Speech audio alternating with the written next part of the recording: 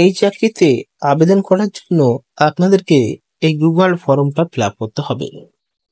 এই গুগল ফর্মটা আপনি আপনার ক্রোম ব্রাউজারে গিয়ে কপি করে পেস্ট করে দিলেই আপনি অ্যাপ্লিকেশনটি করতে পারবেন। এই চাকরিতে আবেদন করার জন্য আপনাদেরকে এই ওয়েবসাইটটাকে ব্যবহার করতে হবে।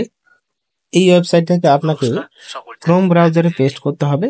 করার পরে আপনি কোনো ঝঞ্ঝাট এবং সমস্যা ছাড়াই আপনি আবেদন করতে পারবেন। কি বলেছে?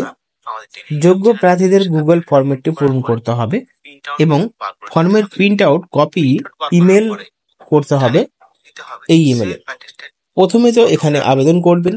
আবেদন করার পরে যে প্রিন্ট আউট কপিটি দেওয়া হবে সেটা আপনি এই ইমেলে পাঠাতে পারেন, বা শারীরিক হার্ড কপি জমা গ্রহণ হবে না।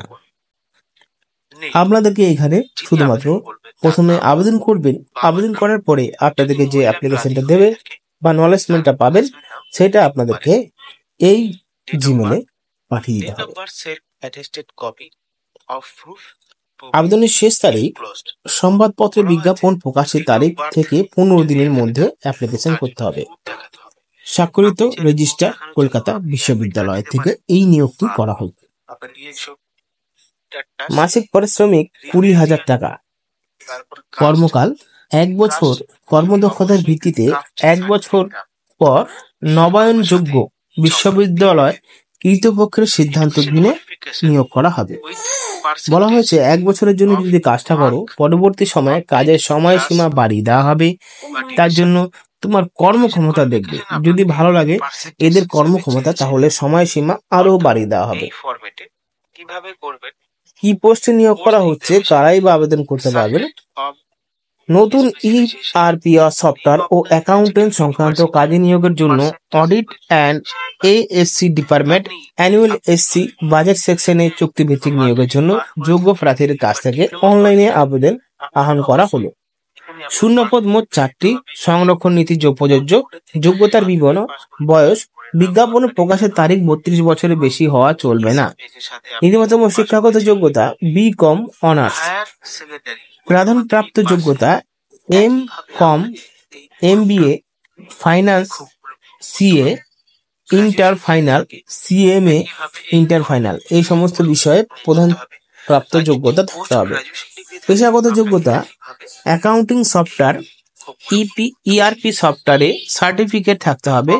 ডিপ্লোমা এবং MS অফিসের দক্ষতা থাকতে হবে।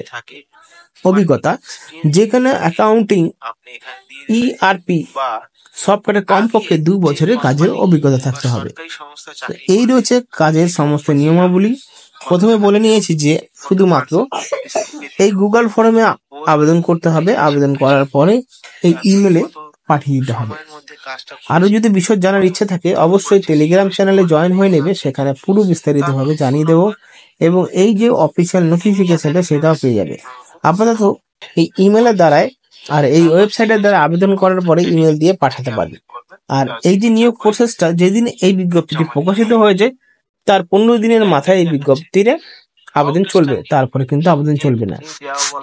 যারা আবেদন করতে চাও অবশ্যই এই ফরম্যাটটাকে প্রসেস করে বা এই ওয়েবসাইটটাকে প্রসেস করে আবেদনটি শেষ করে দিয়ে দিতে পারো। আর যদি বিষয় জানার ইচ্ছা থাকে অবশ্যই আমাদের চ্যানেলে যুক্ত হয়ে যাবে। অবশ্যই কমেন্ট করে জানাবে। ধন্যবাদ।